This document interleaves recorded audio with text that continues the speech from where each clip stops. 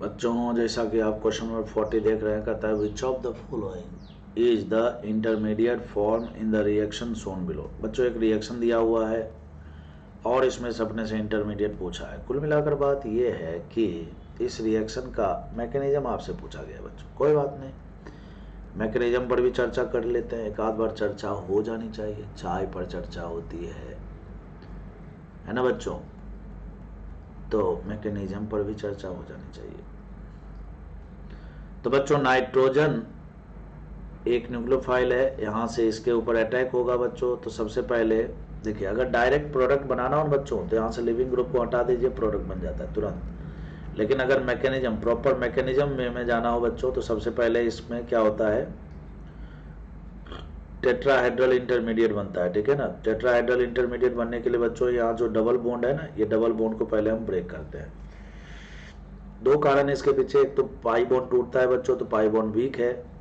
दूसरा oxygen more electronegative atom है, तो वो तो इसी फिराक में ही होता है कि कैसे भी करके हमारी तरफ इलेक्ट्रॉन आ जाए। तो इसको तो मौका मिल गया ऑक्सीजन को इलेक्ट्रॉन खींचने का, तो इसलिए खींच लेता है। मैं समझता हूं कि आपको समझ में आ रहा होगा बच्चों। यहाँ पर बन गया ये O माइनस, यहाँ पर Cl हो गया, और फिर जो अटैक करता है, जिस पर अटैक करता है उसके बीच में बॉन्ड बनता है। तो यहाँ पर बच्चों NH3 का प्लस कर दीजिए, कोई दिक्कत नहीं है। यहाँ तक समझ में आ गया बच्चों। ये जो इंटरमीडिएट बना बच्चों, इसका हाइड्रोजन sp3 है, ये टेट्राहेड्रल इंटरमीडिएट है बच्चों। ठीक है ना, तो कोई बात नहीं। लेकिन आपको पता है बच्चों O माइनस, ये चार्ज चला गया, तो चार्ज एटम से ज्यादा स्टेबल कौन सा होता है, न्यूट्रल, पहली बात। दूसरी बात, ये सिंगल बॉन्ड में कन्वर्ट हो गया बच्चों, तो डबल बॉन्ड एनर्जी ज्यादा होती है, तो ज्यादा स्टेबिलिटी मिलेगी। तो इसलिए यहाँ का इलेक्ट्रॉन दोबारा प्रोसीड करता है, मतलब इधर शिफ्ट हो जाता है। जैसे यहाँ शिफ्ट होगा तो बच्चों क्या होगा, यहाँ पर डबल बॉन्ड बनेगा फिर से। लेकिन इस कार्बन पर क्लोरीन बैठा हुआ है बच्चों, कार्बन 4 बॉन्ड से ज्यादा बना नहीं सकता, तो कार्बन कहेगा किसी न किसी को यहाँ से जाना पड़ेगा। तो क्लोरीन ही यहाँ से जाएगा। क्यों आ जाएगा, क्योंकि बच्चों यही सबसे अच्छा लिविंग ग्रुप है। खैर, तो फाइनली क्या होगा बच्चों, CH3C डबल बॉन्ड O, और फिर बच्चों यहाँ से NH3 प्लस हो गया, और Cl माइनस बाहर वेट कर रहा है। तो बच्चों अब यहाँ से क्या करोगे, इस NH3 प्लस को न्यूट्रल बनाने के लिए, भाई ये भी चार्ज है ना, तो ये भी न्यूट्रल करने के लिए यहाँ से H प्लस का रिमूवल कर देंगे बच्चों। फाइनली जो होगा वो देखने लायक होगा, और ये प्रोडक्ट बन करके आपके सामने है। पहले स्टेप में बच्चों न्यूक्लियोफाइल का यहाँ पर एडिशन हो गया, तो पहले स्टेप में बच्चों एडिशन हुआ। दूसरे स्टेप में बच्चों यहाँ पर क्लोरीन टूट करके बाहर गया, तो बच्चों ये एलिमिनेशन हो गया, है ना बच्चों। क्या हुआ, एलिमिनेशन हुआ। फिर बच्चों अगले स्टेप में यहाँ से H प्लस का रिमूवल हुआ, और फाइनली अगर फर्स्ट और लास्ट को कंपेयर करोगे तो बच्चों Cl को रिप्लेस कर दिया गया है NH2 से। जब किसी भी एटम को रिप्लेस कर दिया जाता है दूसरे एटम से, तो रिप्लेसमेंट का मतलब होता है सब्स्टिट्यूशन, है ना बच्चों। रिप्लेसमेंट का मतलब होता है सब्स्टिट्यूशन। तो कुल मिलाकर बात यह है बच्चों कि एडिशन, एलिमिनेशन, सब्स्टिट्यूशन तीनों हुआ, इसलिए इसका मैकेनिज्म का जो नाम होता है बच्चों वो SNAE होता है। क्लियर है। खैर, ये तो मैंने कुछ ज़्यादा ही ज्ञान की बात कर दी है, जो कि इतना पूछा नहीं, लेकिन अच्छा है ना बच्चों, फायदा हुआ ना आपको। तो अपने से पूछा है कि बताओ इसका इंटरमीडिएट कौन सा होगा। क्या पूछा है बच्चों, इंटरमीडिएट पूछा। तो देखिए, पहला तो इंटरमीडिएट बिल्कुल भी नहीं होगा, दूसरा भी नहीं होगा बच्चों, तीसरा में 2 क्लोरीन पता नहीं कहां से आ गया, गलत है। चौथा होगा, डी इसका करेक्ट आंसर है। अब क्वेश्चन नंबर 41 जो है ना बच्चों, ये जो डरावना जैसा आपको दिख रहा है ना, ये है नहीं।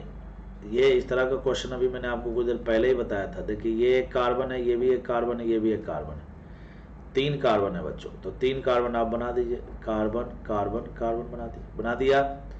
ये पहला कार्बन है, इससे क्या जुड़ा हुआ है, ऑक्सीजन, ऑक्सीजन से क्या जुड़ा हुआ है, CO, CO से क्या जुड़ा हुआ है, R। फिर बच्चों यहाँ पर दूसरा कार्बन, इससे क्या जुड़ा हुआ है, ऑक्सीजन, ऑक्सीजन से CO, फिर R। फिर बच्चों ऑक्सीजन और इससे CO, और फिर इससे R जुड़ा हुआ है, कोई बात नहीं, है ना बच्चों।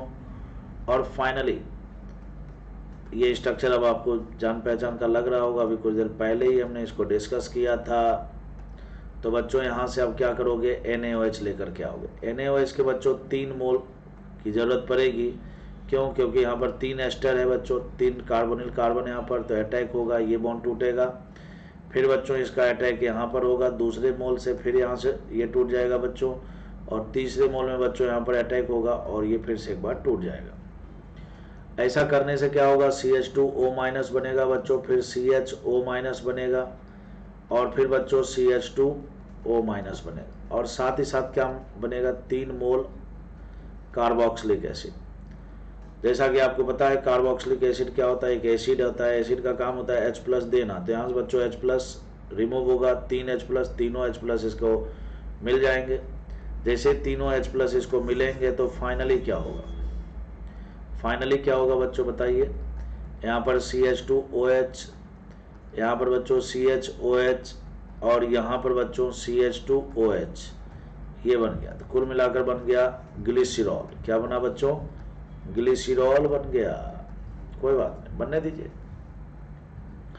साथ ही साथ बच्चों 3 मोल बनेगा कार्बोक्सिलिक एसिड का सॉल्ट, ONA बन जाएगा, ठीक है ना।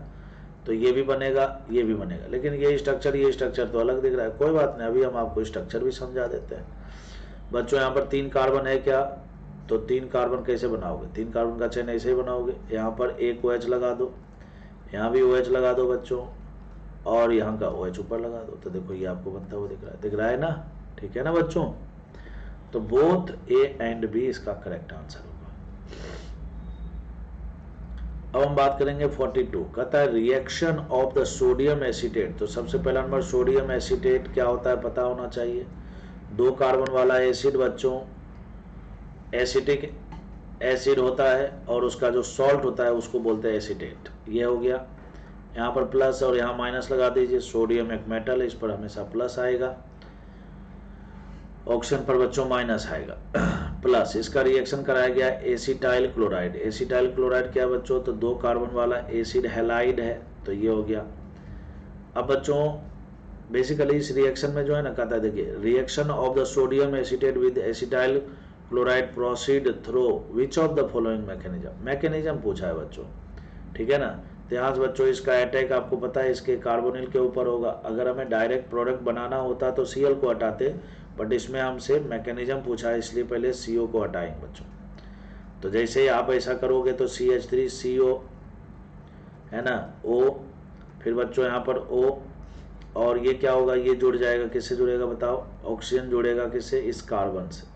तो कार्बन को जोड़ दिया बच्चों, यहाँ पर O-, फिर यहाँ पर CH3, और यहाँ पर बच्चों Cl, ऐसा कुछ ऐसा होगा। फिर अगले स्टेप में क्या होगा, अगले स्टेप में बच्चों यहाँ से ये O- दोबारा इधर आएगा, C डबल बॉन्ड O बनाएगा, और यहाँ से क्लोरीन टूट जाएगा, और फिर प्रोडक्ट बनेगा जो बनना चाहिए। लेकिन इस क्वेश्चन में इतना कुछ पूछा नहीं है, अपने से पूछा है बस प्रोसीड जब करेगा तो उसका कौन सा which through the following mechanism, कौन सा मैकेनिज्म लगेगा। चलिए तो शुरू करते हैं। पहले वाले बच्चों यहाँ से देखिए, इसके ऊपर अटैक किया और क्लोरीन को ही तोड़ दिया, जो कि गलत है। यहाँ से बच्चों अटैक करा दिया कार्बन पर, ये तो महा गलत है। ऑक्सीजन का कट अटैक कराया कार्बोनिल कार्बन पर, ऑक्सीजन को खोला, ये बिल्कुल सही दिख रहा है। ऑक्सीजन का अटैक क्लोरीन पर करा दिया बच्चों, ये तो महा गलत है, ठीक है ना। तो A अगर डायरेक्ट प्रोडक्ट बनाना होता तो A सही होता, लेकिन डायरेक्ट प्रोडक्ट बनाने की बात नहीं हुई यहाँ पर, है ना। कहता है कि proceed through which of the following mechanism, मतलब बीच वाला स्टेप पूछा है बच्चों, इंटरमीडिएट पूछा है या फिर प्रोसीजर पूछा है कि कैसे प्रोसीड करेगा रिएक्शन। तो इसका C करेक्ट आंसर होगा। 43 में बच्चों कहता है which is the major product of the following reaction. बच्चों फिर से एसिड हैलाइड आ गया। एसिड डेरिवेटिव का कोई भी कंपाउंड आए तो SNA मैकेनिज्म होगा, लेकिन उसके लिए जरूरत पड़ती है हमें एक न्यूक्लियोफाइल की। तो यहाँ पर न्यूक्लियोफाइल के रूप में H2S दिया हुआ है, तो पहले क्या होगा बच्चों, यहाँ से ये खुलेगा, है ना। और डायरेक्ट प्रोडक्ट बनाने की बात करिए तो इसलिए मैकेनिज्म में उतना डिटेल में जाने की जरूरत है नहीं। आपको तो सीधा सीधा सल्फर का अटैक कराना है कार्बोनिल कार्बन पर, और Cl को उड़ा देना है। जैसे आप ऐसा करोगे तो बच्चों CO जो अटैक करता है, जिस पर अटैक करता है उसके बीच में बॉन्ड बनता है, तो SH2S पर आएगा पॉजिटिव चार्ज। क्यों आएगा पॉजिटिव चार्ज, क्योंकि जब भी कोई न्यूट्रल एटम इलेक्ट्रॉन डोनेट करता है उस पर पॉजिटिव चार्ज आएगा बच्चों। फिर यहाँ से H+ का रिमूवल हो जाएगा। जैसे H+ का रिमूवल होगा वो H प्लस को लेकर के भागने के लिए तैयार बैठा है Cl माइनस, ठीक है ना, तो वो तो चला जाएगा, हमें उससे मतलब नहीं है, मतलब ऑर्गेनिक प्रोडक्ट से। तो ऑप्शन नंबर बी बच्चों इसका करेक्ट आंसर, मेजर प्रोडक्ट के रूप में यही बनेगा। मैं उम्मीद करता हूं कि आपको अच्छे से समझ में आ रहा होगा, और आ रहा है तो बच्चों आप अपनी प्रतिक्रिया दे सकते हैं, ठीक है ना बच्चों।